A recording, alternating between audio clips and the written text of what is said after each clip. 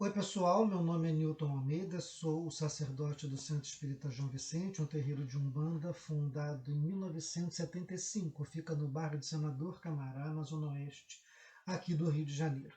Essa é a nossa quinta aula de um ciclo de estudos que estamos proporcionando sobre os orixás, sobre mitos, arquétipos e orixás dentro da prática umbandista.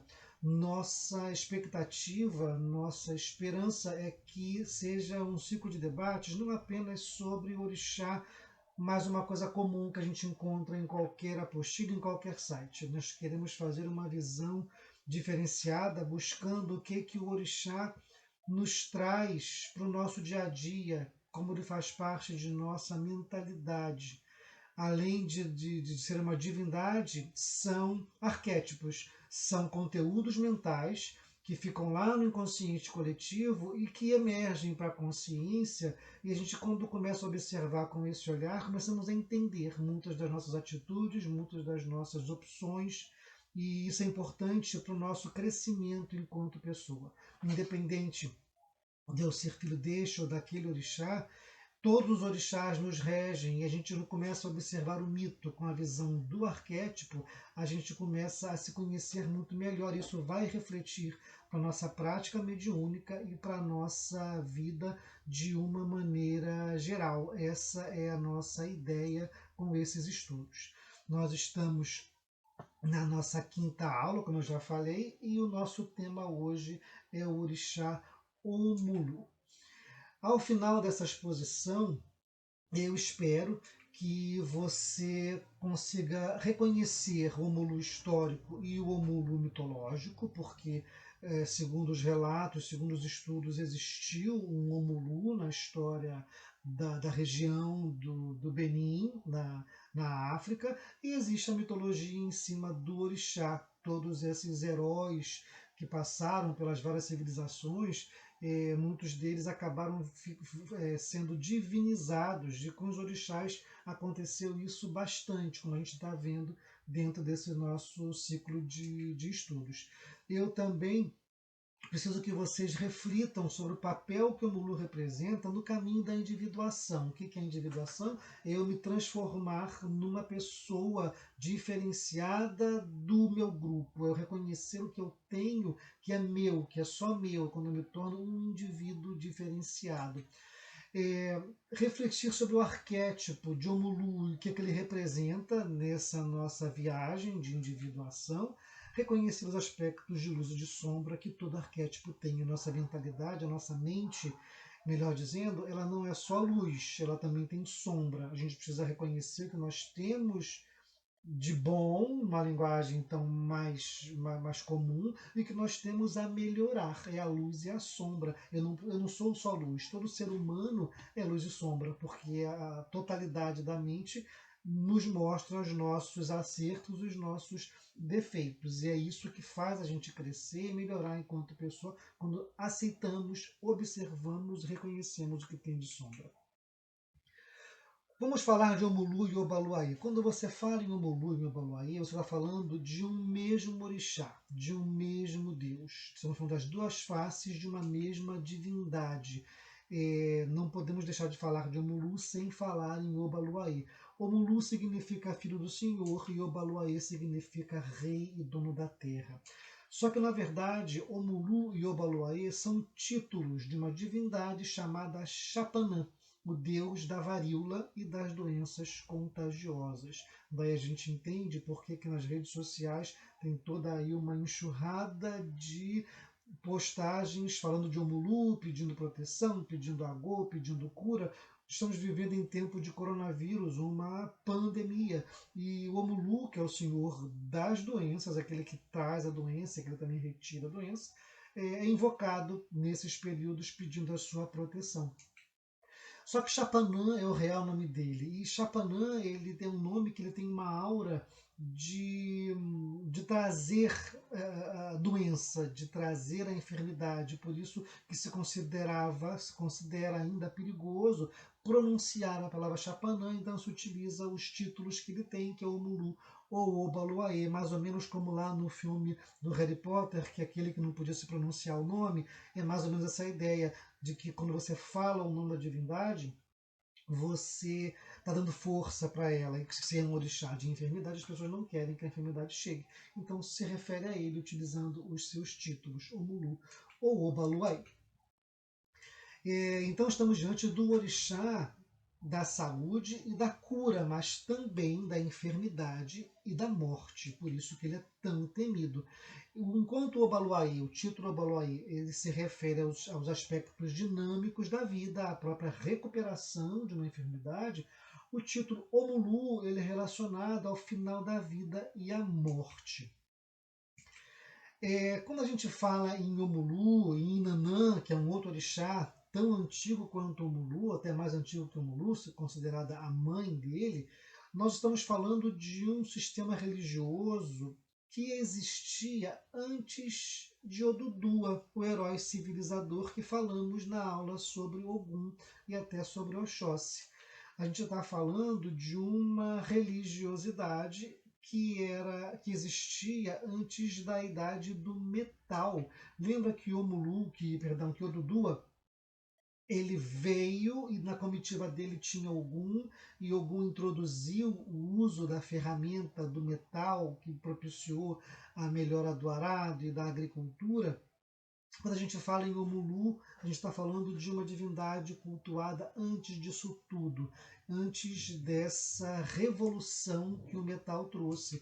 Então, os relatos nos falam de uma resistência a essa novidade, a essa tecnologia, tanto que nos cultos de Nanã e de Omulu não se usa nada de metal, são usados instrumentos de madeira, de osso ou de espinha de peixe, porque eles não reconhecem o uso do metal. Antes de Odudu chegar com sua comitiva, eles já reinavam e tudo se fazia sem o metal. Essa resistência faz parte desse choque de culturas que aconteceu nessa época. Então, foi algum que trouxe o metal e Nanã e Omulu têm essa resistência, tá? Houve essa resistência cultural.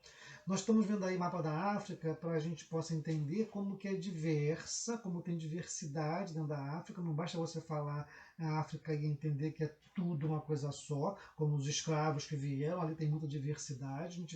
Eu vou dar uma aprofundada nessa questão histórica para que a gente possa entender um pouco mais sobre a chegada de Omulu ali nesse pedaço, tá? Mas o Chapanã, ele era um guerreiro, um conhecido guerreiro, que da região de Nupê, que a gente vai ver daqui a pouco no mapa, e esse território ficava um pouco acima da região onde se falava o Iorubá, e ele saiu com seus guerreiros para conquistar territórios. Só que eles tinham uma característica, eles eram conhecidos por espalhar enfermidades, talvez nas suas flechas, em suas armas, tivesse algum tipo de veneno, e as pessoas sempre comentavam que as flechas da comitiva de Chapanã, as pessoas ficavam cegas, ficavam mancas, ficavam surdas. Então começou a gerar em cima da comitiva do Chapanã a ideia de que ele espalhava enfermidades, ele espalhava doenças. E essa fama acabou precedendo a chegada dele nas regiões. Quando ele chegou lá na região do Daomé, do antigo reino Daomé, onde hoje é o Benin, ele já foi recebido com honrarias para que fosse aplacada a sua ira. E aí ele acabou tornando-se um governante daquela região que prosperou. E também se tem a visão de Omulu, que ele tanto é um orixá de cura, mas também de enfermidade, mas também um orixá que pode trazer prosperidade. Tudo isso por conta desse fato histórico dele ter levado prosperidade quando ele se fixou ali no Daomé. Essa aí é a parte do norte da África, e lá em cima à direita nós estamos vendo o Egito. Acredita-se que a comitiva do Dudu partiu de algum lugar do Egito, se direcionou até ali a Nigéria. Tá? Logo do lado da Nigéria tem uma tripinha amarela, que é o Benin. Ali era o antigo reino do Daomé, e foi ali que a comitiva de Chapanã se instalou. Eu vou puxar aqui o mapa da Nigéria para que a gente possa entender melhor.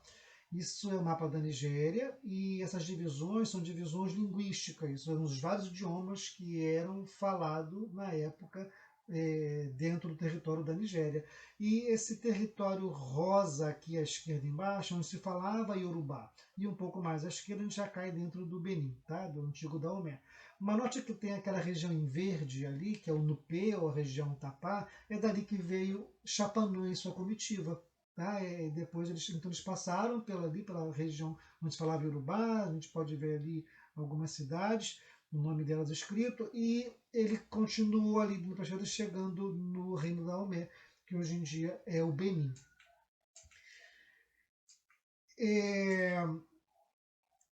Mitologicamente, Omulu é filho de Nanã, é o filho mais velho dela. Tá? É um orixá das doenças, e ele é o responsável por trazer, mas também por nos livrar das doenças.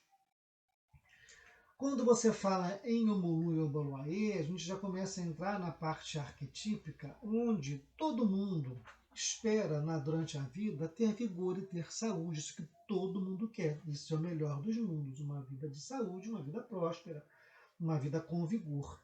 Mas arquetipicamente, o Omulu nos mostra que existe envelhecimento, que existe doença e que existe morte na trajetória do herói. Todo mundo, né, em sua vida particular, vive o arquétipo do herói. Tem que resgatar algo, tem que realizar algo. Só que esse herói ele passa por vários percalços.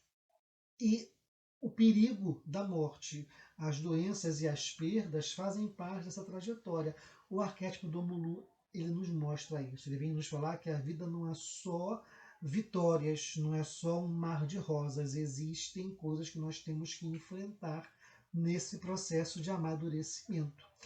E é importante lembrar que quando a gente fala em adoecimento e morte, a gente não está falando só de velhice. A gente está falando de um acontecimento, de um evento que pode acontecer em qualquer fase da vida. Jovem morre, meia-idade morre, neném morre, e o Omulu nos mostra isso. O Omulu ele nos faz perceber que nós temos uma finitude, que nós somos frágeis, que existem coisas que nós não controlamos. E é isso que o Omulu nos mostra. Ele coloca o dedo nessa ferida. Ele fala assim, olha, você não é só poder, você tem limitações, tem coisas que não estão no seu controle. Quando você aceita isso, quando você encara o Omulu de frente, você tem uma vida com mais pé no chão, você vive a realidade, você tira o óculos cor-de-rosa e passa a enxergar a vida como ela é. O Omulu é isso. O Omulu e o Obaloaê nos trazem a noção da realidade que nós temos, que muitas das vezes baixar a cabeça para algumas situações da vida sobre as quais nós não temos controle nenhum e pelas quais todos passam. O Omulu tem o arquétipo do curador ferido.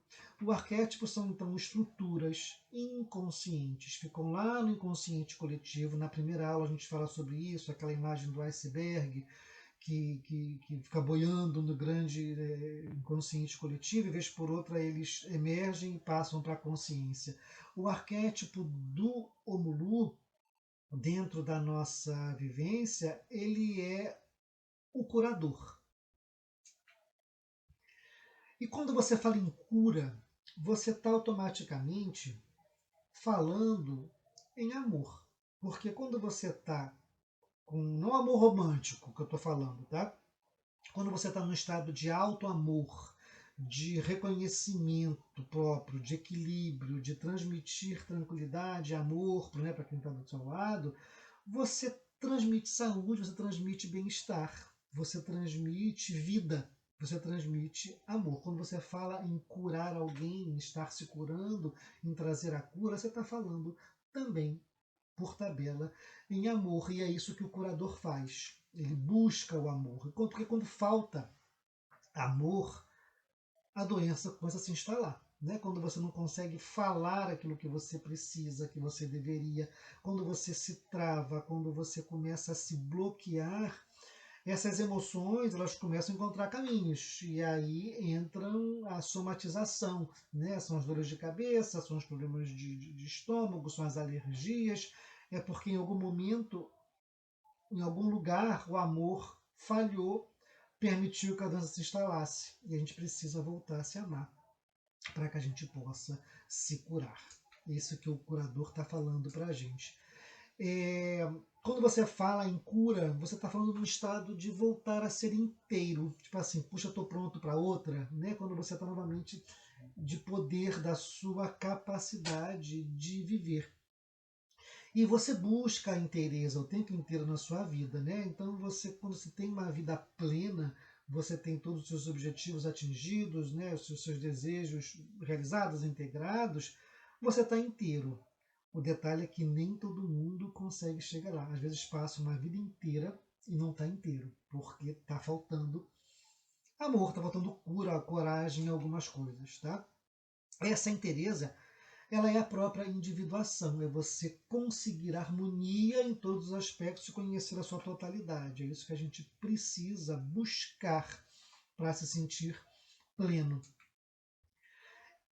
O curar é o ressignificar, é um dar novo significado a tudo aquilo que aconteceu com você e que pode estar atrapalhando a sua individuação, a sua autocura, a sua cura, expressar a sua plenitude, porque todo mundo passa por problemas, todo mundo passa por perdas, por frustrações. Só que quando você se agarra nessa dor, nesse momento, você está se agarrando a um momento que precisa passar. E como é que ele passa? Quando você dá um novo significado, quando você deixa de olhar ele como um fracasso e ver como um aprendizado. Você dá um novo significado, você cura e você vai adiante. O curador pede que a gente faça isso. O curador é aquele que consegue despertar o estado de saúde do outro. Na verdade, ninguém cura ninguém.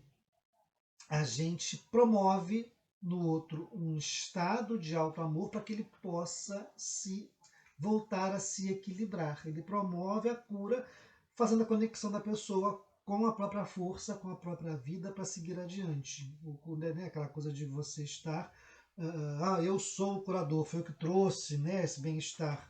Não, você desperta na pessoa momentos e condições de que ela esteja se curando, volte a ficar bem.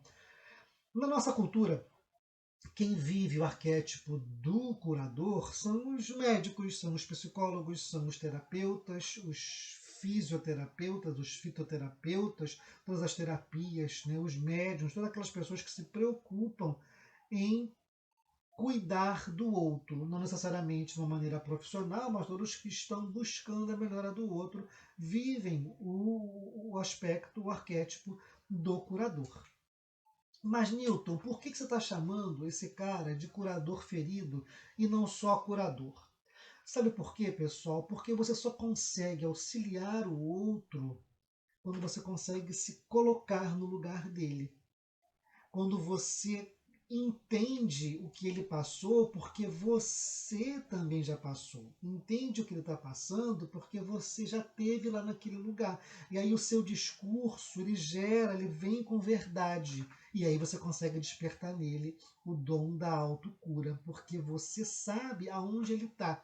É muito fácil você falar assim, se acalma, se você nunca passou por que aquela pessoa está passando. Não diga para alguém que está nervoso e cheio de razão se acalmar, que isso só vai gerar mais ansiedade e até raiva naquela pessoa. Você tem que deixar a pessoa viver aquele momento, estar ao lado, dar o suporte e ao tempo inteiro fazê-la perceber, deixá-la perceber que você entende o que ela está passando, que você entende a dor dele, aí você se alia com ele, não é sentar do lado e chorar e arrancar o cabelo junto, não é isso, mas é você saber onde ela está para que possa ir lá e resgatá-la. É que nem aquele médium que dá consulta e fala, não, você tem que se acalmar, você tem que perdoar, você tem que... Só sabe dar ordens, mas são ordens vazias, porque ele não está vivendo, não viveu, não sabe, não teve compaixão, não teve aquela postura de trazer para si para conquistar e para ajudar a curar. Por isso, o curador ferido, ele já passou por aquilo e ele tem compaixão, ele tem conhecimento e sabe exatamente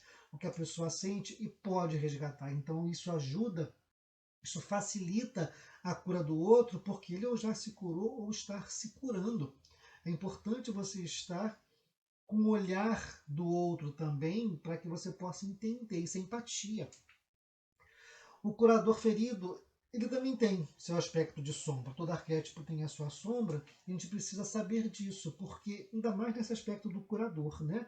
Quem nunca passou por essas situações que a gente está vendo aqui agora, tá? Tendência ao isolamento, se sentir ou querer ser antissocial, ser pessimista, vingativo, ser passional, ter pena de si mesmo e ser um sofredor. Todo mundo já passou por isso. Quem nunca foi traído, né? Quem nunca traiu e sentiu que errou, quem nunca sentiu vontade de se vingar de alguém, né? Quem nunca teve vontade de se isolar e não querer ver ninguém, quem nunca sentiu pena de si mesmo. Todo mundo, né, em uma fase da vida, experimenta isso, um emprego que perdeu, um ente querido que foi embora, um relacionamento que acabou, enfim, brigas das mais variadas decepções. A gente passa por isso. Tá? Então todo mundo se feriu alguma vez na vida. Só que para o curador ferido não basta você simplesmente ter experimentado esse sentimento. É importante que você vá adiante apesar da dor. Porque ficar preso na dor não te ajuda em nada, só te vitimiza. E se você é vítima, você tem uma atitude completamente passiva. Você precisa saber que a dor existiu, ter aquele momento para reconhecimento, mas o momento seguinte ele te chama, ele te espera para que você vá adiante. E aí você pergunta, poxa, Milton, mas é muito fácil eu estar falando isso. Como é que eu sei qual é a hora de ir adiante? Qual é a hora de parar de sentir dor? A minha sugestão, enquanto pai de santo, enquanto coach também que eu sou, é você observar se o mundo já está andando muito adiante, você está parado no tempo. Sabe aquela música da Dona Ivone Lara, né? A vida foi em frente e você simplesmente não percebeu que ficou para trás? É isso aí, a vida segue. Você precisa estar atento a isso. Se você ficar parado na tua dor, você não vai individuar, você vai ser a eterna vítima. O curador ferido, ele está falando sobre rejeição, ele está falando sobre perda, ele está falando sobre frustração. O Mulu está falando isso para a gente. O Mulu nasceu sobre o signo da rejeição, a gente vai ver daqui a pouco isso no mito dele. E ele nos traz essas feridas de rejeição, de frustração e de insatisfação e de perda. E é o modo como você lida com essas feridas é que vai te libertar ou te aprisionar. Lembra que o Mulu e o Obaluayê, enquanto o Obaluayê é o aspecto dinâmico da vida e o Mulu é o aspecto do fim da vida, é você quem vai decidir como é que você vai lidar com isso. É você que vai decidir se você vai entregar os pontos ou se você vai seguir adiante.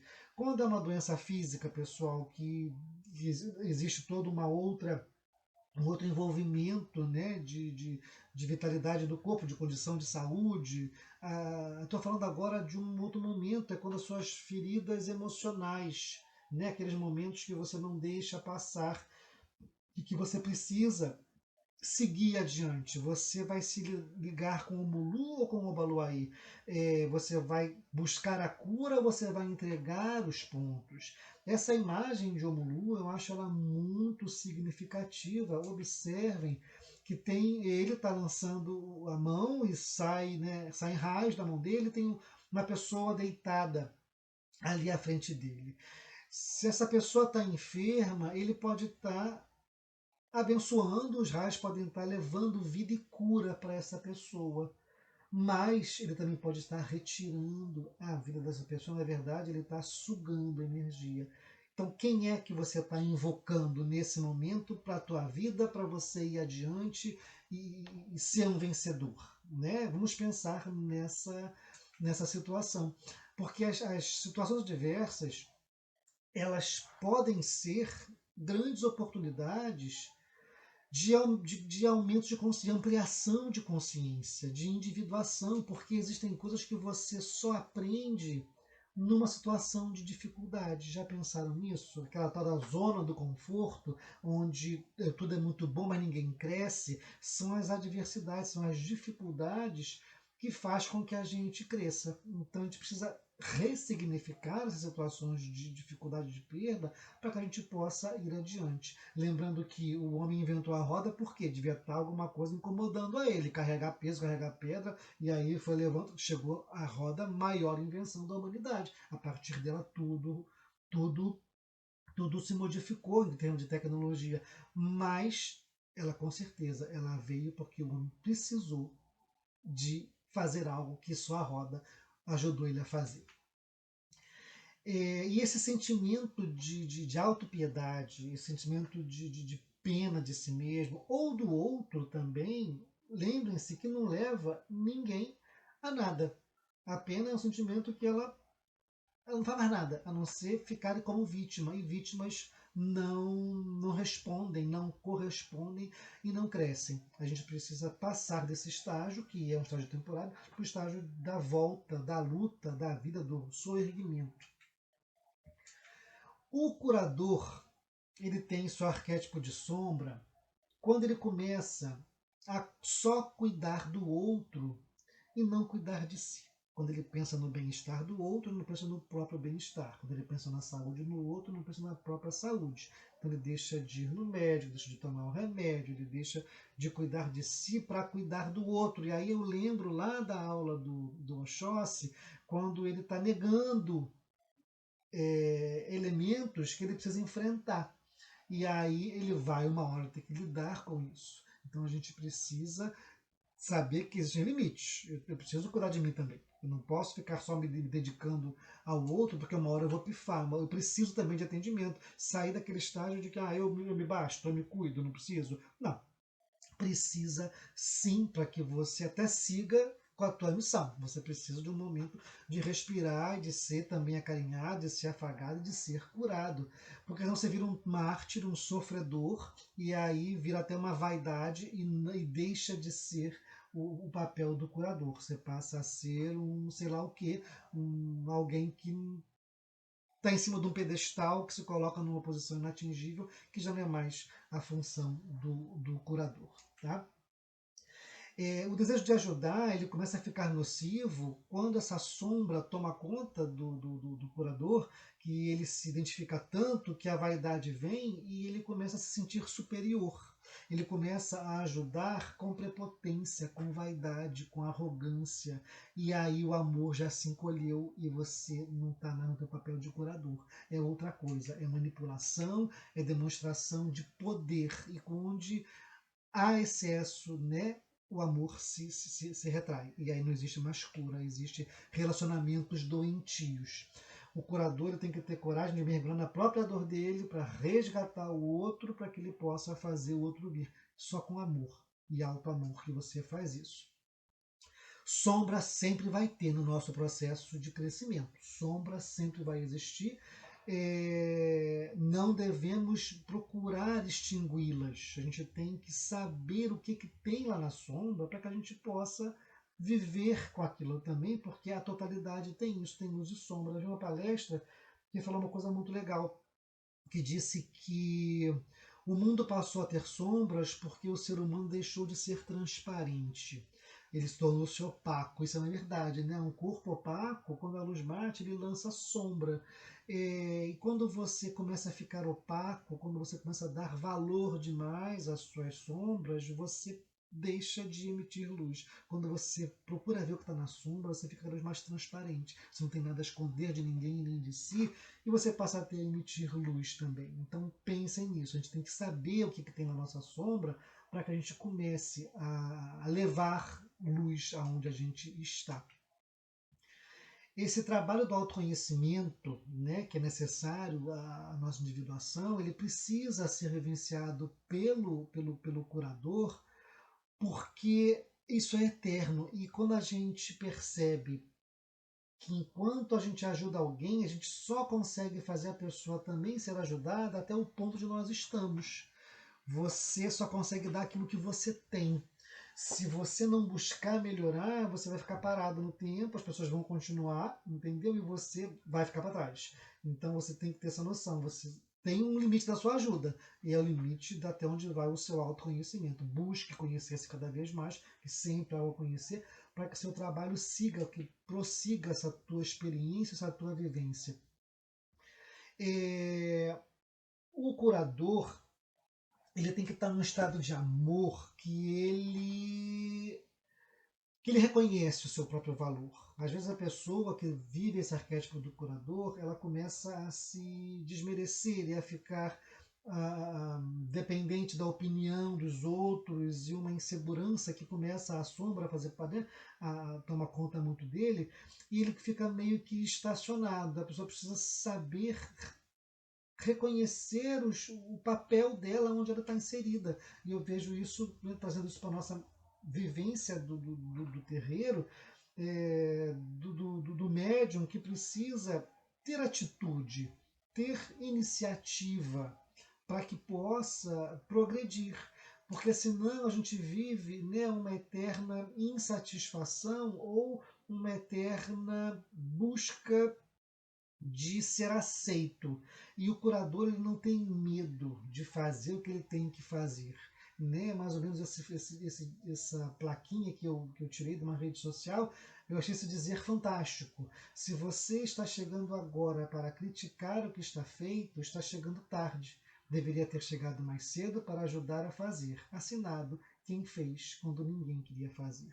O curador ferido, o curador que vive o aspecto arquétipo de curador, é esse cara que faz quando ninguém queria fazer e não tem medo de fazer, porque ele sabe exatamente o papel dele, ele se sente pertencendo a uma comunidade, a uma família, a um terreiro, a um momento onde ele sabe que ele é necessário, e esse saber ser necessário traz sensação de pertencimento, de estar no seu lugar, de estar vivendo o seu papel. E isso também traz uma autocura muito legal, para que a gente possa sentir, saber qual é a nossa missão, saber o que a gente veio para fazer e conseguir vender o nosso peixe com muita propriedade, com muita dignidade. Chegamos ao nosso mito. A gente vai falar sobre o mito em que Nanã, em que o Mulu nasceu, tá? O Mulu, quando nasceu com o corpo cheio de feridas, cheio de chagas, e Nanã abandonou o Mulu. Nanã é a mãe de Mulu, o Mulu nasceu muito doente e ela abandonou o Mulu. Tá? Nanã tinha expectativa de um filho perfeito, como qualquer mãe. Quando viu que aquela criança veio defeituosa, ela deixou ele entre as pedras, perto do mar. Tá? Antes de qualquer aversão, qualquer negação de Nanã, vamos lembrar que isso é um mito, tá? Isso é uma linguagem onírica, uma linguagem de parábolas, e vamos pensar o seguinte: nós estamos falando de um tempo anterior à Idade do Metal. Se lá na Idade Média as mães e as parteiras já olhavam as crianças que nasciam buscando defeitos e marcas e sinais por conta da Inquisição e medo de ser uma criança marcada, todo um ambiente supersticioso. Imagina isso na época da pré-história, né, antes da Idade do Metal, onde uma criança defeituosa talvez ela fosse muito mais um empecilho do que uma bênção. Então o mito, ele reflete a cultura da onde ele veio, tá? Então vamos deixar um pouco esse jogamento de Nanã de lado e vamos seguir com o mito, que a gente vai analisar Nanã na aula sobre Nanã. Então o Mulu nasceu muito doente, cheio de filhos, e Nanã deixou ele na beira do mar, entre as pedras. E a Manjá, que estava lá se banhando, ela escutou uma criança, um choro de criança, e ela foi se aproximando para ver e encontrou aquela criança lá, abandonada, pegou a criança para si e cuidou como se fosse dela, lavou na água do mar, as feridas foram cicatrizando, e ela foi criando o Omulu como se fosse um filho que tivesse saído dela. E Omulu cresceu, mas o corpo de Omulu ficou todo marcado, todo cheio de cicatrizes. E Omulu tinha muita vergonha, e ele vivia se escondendo das pessoas para que ninguém o visse por conta da sua aparência. Teve um dia que tinha uma festa, estavam todos os orixás reunidos, e Omulu lá escondido, não queria aparecer no salão, e Ogum percebeu que o incômodo de Omulu era por conta da aparência dele. O Ogum sacou, né, que o Omulu tinha vergonha das marcas que ele trazia. O que o Ogum fez? Foi lá no mato, pegou palha, fez uma roupa que cobria o Omulu da cabeça aos pés, essa roupa que todo mundo já conhece, que ele tem, e ele ficava ali escondido, e então ele poderia participar da festa. Ninguém estava vendo as marcas dele, ele podia participar da festa com todo mundo.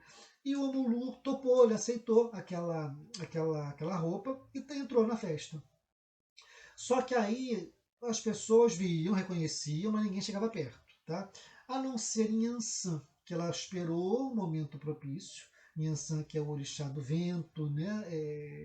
Foi deixando o tempo passar, o Omulu se ambientar. Quando ela viu que ela podia chegar mais perto, ela lançou uma ventania, e naquele vento as palhas que cobriam o Mulu levantaram. Quando aquele vento veio, que a palha levantou, todas as feridas do Mulu se transformaram em pipocas e pulavam para fora daquele capuz de palha, e o chão ficou todo coberto de branco das pipocas que pularam do corpo do Mulu, que eram os feridos que se transformaram. E o Mulu ficou curado. A partir daí, tá? Temos aí uma representação desse momento em que a Ansan se aproximou de Omulu, né? E lançou o vento para que essa cura do Omulu acontecesse. O que esse mito está nos ensinando, Newton? Pessoal, esse mito ele fala da rejeição e das marcas que a rejeição deixa na pessoa, na sua mente. Ele fala das mães e pais, na figura de Nanã, que não estão preparados para ser pai. Ou o filho veio numa hora que não esperava, ou veio muito cedo, ou veio numa hora, né, que não estava programado, no momento que o pai não considerou, não estava esperando, e ele acaba negligenciando o filho e torna-se ausente. Não necessariamente ele abandonou, mas pode ser uma ausência materna ou paterna ou parental. É esse momento em que os pais, por várias outras condições, não preenchem o papel que lhes cabe de pais. E também fala da frustração dos pais quando os filhos se tornam uma pessoa que eles não esperavam, que eles não contavam que aquela pessoa se transformasse. Ou por uma orientação sexual que ele não concorda, ou por uma opção de profissão que ele não concorda, ou por atitudes que ele não concorda. É sempre um momento de você ver o outro lado da pessoa que você não esperava, e aí você se afasta, ou psicologicamente ou materialmente. É essa aversão que temos a aspectos do outro que a gente não concorda. Não necessariamente filho, pode ser até um amigo, pode ser um irmão, mas é esse momento em que você diz: essa pessoa eu não reconheço, não é essa pessoa que eu quero para mim. E isso existe, e muito, a gente precisa saber trazer isso para a consciência e para trazer a totalidade, para poder individuar, para poder resolver esses conflitos. Vivenciar isso, reconhecer que a gente uma hora abandona, uma hora é abandonado, e esse mito nos fala muito disso. Ele fala então das marcas que a pessoa que é rejeitada carrega ao longo da vida. Ou ela foi ou ela se sente rejeitada. Isso deixa marcas no seu comportamento, no seu modo de olhar a vida, no seu modo de olhar, nas suas atitudes. As pessoas rejeitadas, elas têm uma marca que elas vão levando, né? Ou as frustradas, de várias perdas que a gente vai levando na vida, nos deixam essas marcas. São cicatrizes que o Rômulo trazia e simbolicamente representam as marcas que as rejeições que nós sofremos vão deixando na gente. E muitas vezes, assim como o Lu negava, né, essas marcas, se escondendo, não as enfrentando, nós também buscamos muitas vezes negar essas marcas. E aí vem a revolta, ou vem a tristeza, ou vem a antipatia, ou vem a insegurança, que são modos, a violência, que são modos de você esconder as suas mazelas, as suas marcas, os seus defeitos. São modos de você fazer com que você negue aquilo, mas que você precisa enfrentar. A pessoa se sente rejeitada o tempo todo e ela se auto-exclui das situações, dos grupos, assim como o Lu se exclui da festa. Como que a rejeição, como que as perdas podem gerar traumas muito grandes e que te impedem de seguir para a vida adiante. Mas aí, Ogum e Yansan tiveram uma sacação muito legal. Ogum e Yansan acolheram o Mulu. Ogum percebeu, se colocou no lugar dele, viu como ele poderia estar se sentindo e trouxe o capuz de palha para que ele pudesse participar. Ogum acolheu. Da mesma forma, Yansan também chegou-se ao Mulu e naquela dança dela, ela também estava acolhendo. Uma vez também estava ouvindo um programa, não sei mais qual foi, em que a fala de um personagem foi muito legal. Ela disse: é, diversidade é quando você chama para festa, mas integração é quando você chama para dançar. Foi isso que aconteceu com o Mulu. Enquanto o Ogum botou o capuz de palha nele, todo mundo, né? Tudo bem, ele pode participar da festa, que legal que ele está ali, mas ninguém chegava perto. Mas Yansan que chegou e chamou o Mulu para dançar. Yansan acolheu, Yansan conseguiu fazer com que aquilo se transformasse. Porque quando o Mulu entrou no capuz que o Ogum fez, ele deixou de se esconder, mas ele introjetou-se. Esse ato dele aceitar aquele capuz de palha colocou ele mais perto das dores dele, das cicatrizes dele. Então ele conscientemente buscou a interiorização para se conhecer. E Yansan promoveu esse encontro. Lembra que tem outra história da pipoca? Quando o milho da pipoca é exposto ao calor, ele explode, vira pipoca e não volta mais ao que era antes. Foi isso. Quando o Mulu enfrentou as situações que ele tinha que enfrentar, as negações que ele viveu, as dores internas dele, ele as enfrentou e esse conflito fez com que ele se transformasse. E aí tudo aquilo explodiu, expôs. Quando você expõe, quando você traz para a consciência o conflito, o medo, a dor, quando você busca ver o que é, você percebe que aquilo às vezes não era tão grande quanto você pensava, mas aquilo tem o tamanho exato que ele precisa ter e você dialoga com a sua sombra e você cresce e você se liberta. Isso tudo é libertador. Quando você enfrenta a dor que você nega, ela fica menor. Ela pode até sumir e você vai ressignificar aquela dor. É isso que a gente está buscando com esse estudo. Vamos então agora falar de um outro mito, pessoal. Quando o Mulu curou todos da peste. O Mulu ele era um menino de 12 anos e ele saiu de casa e foi para o mundo para fazer a vida dele. E ele foi de cidade em cidade, ele foi de vila em vila, oferecendo os serviços dele, mas ninguém aceitava os serviços que o Mulu oferecia. E ele não conseguia nada, ninguém dava nem atenção para ele acabou tendo que esmolar para poder sobreviver. Mas também não voltou para casa. Com isso, ele acabou indo para o meio do mato, onde ele foi viver com as cobras, ele vivia do que a mata dava, comia raiz, comia folha, comia fruta, e assim ele foi vivendo. Só que viver no meio do mato, tinha planta que era espinhosa, ele se feria, o mosquito picava, ele ficou todo coberto de ferida, de arranhando dos espinhos, dos mosquitos que mordiam, e ficou todo machucado, muito machucado, e ele teve febre. E ele precisou se cuidar, precisou se curar. Até que um belo dia ele estava lá com uma febre muito alta e ele escutou uma voz no sonho dele. E no sono dele ele escutou uma voz que dizia: Você agora está pronto, você pode ir para cuidar do povo.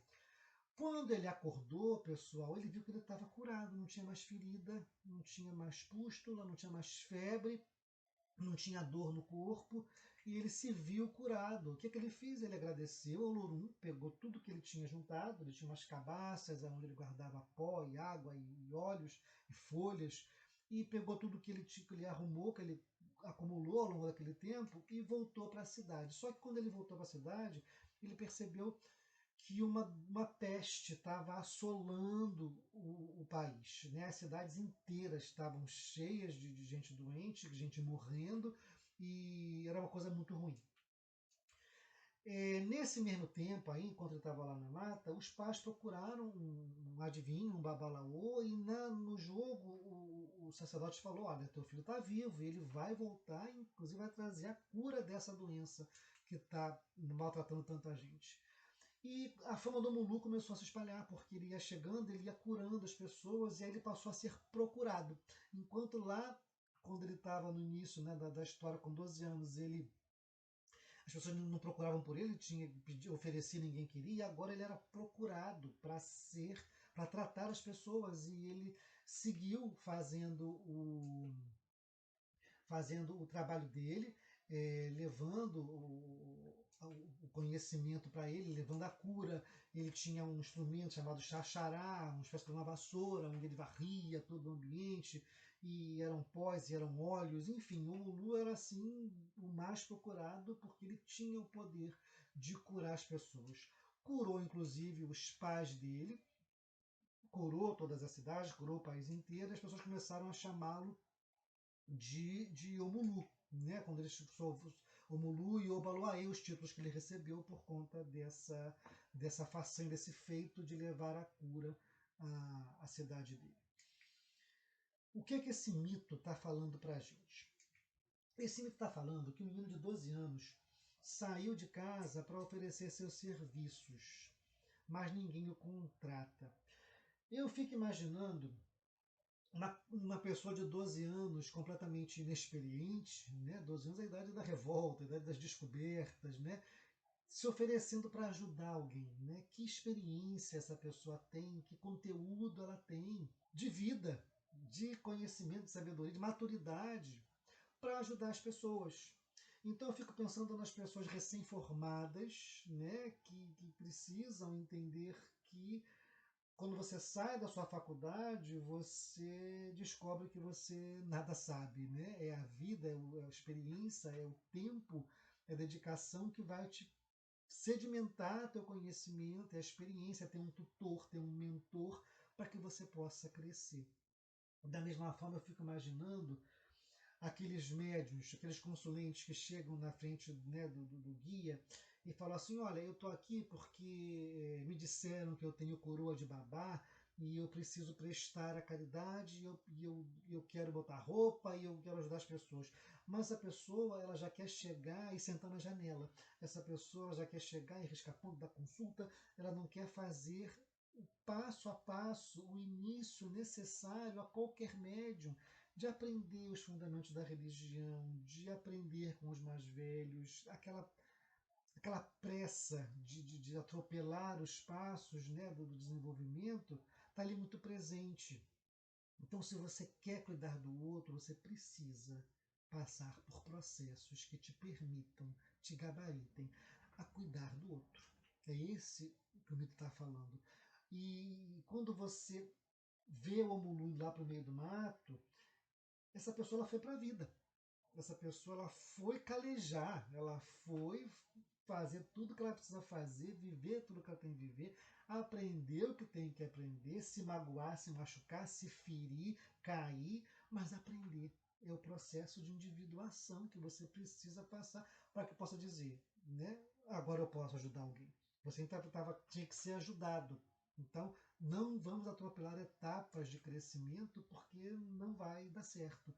E lá no mato foi que ele aprendeu os remédios, lá no mato foi que ele ficou curado, lá no mato que ele ouviu a voz de Mulu, lá no mato que ele se interiorizou, ele entrou em contato com a sombra. O ir para a mata é você ir para o desconhecido. No mato tem veneno, tem fera, tem perigo. Né? E onde a sombra tem perigo, você precisa enfrentar a tua sombra, conviver com ela, para que você possa se curar, enfrentar os teus defeitos, suas dificuldades, para sair dali revigorado, transmutado e poder servir. É o que o mito está nos falando. Somente estamos aptos para ser curadores quando a gente cura a nossa própria ferida. Você quer cuidar de alguém? Cuida primeiro da sua ferida. Para que você possa ter empatia, para que você possa ter conhecimento, para que você possa ter sabedoria e falar com verdade, transmitir verdade para aquilo que você quer fazer. Só depois que ele descobriu os segredos do mato é que ele foi solicitado, ele passou a irradiar conhecimento, irradiar segurança. Enquanto ele só oferecia, ele não passava nada de segurança, mas quando ele ficou senhor de si, ele, como um forno, ele irradiava, né, o conhecimento e as pessoas procuravam por ele. E é isso que acontece quando você está em sintonia com a tua missão. Você não precisa procurar, as pessoas vêm até você, o trabalho chega até você, as situações chegam até você e você lida com elas com naturalidade, com tranquilidade. Foi isso que ele passou a fazer, não aquele afã de se afirmar, de buscar a coisa para si. A coisa vinha até ele. A gente só pode curar o outro quando a gente cura a gente primeiro. Chegamos ao final da nossa aula. Eu espero que, mais uma vez, né, essa nossa intenção esteja ficando clara, que a gente não quer falar de orixá do modo que todo mundo já fala. Eu quero falar de orixá do modo que você enfrente o teu processo de crescimento mediúnico e pessoal, vendo em cada mito, em cada arquétipo que cada orixá representa, oportunidades de autoconhecimento. A imagem arquetípica ela traz verdade e força para a gente. Nossa próxima aula vai ser sobre Oxumaré, Senhor do Movimento. Quero agradecer a companhia de vocês durante todo esse tempo. Quero pedir para não esquecer de curtir, de deixar comentário, porque isso vai ajudar a gente a melhorar ainda mais o nosso trabalho. Muito obrigado a todos.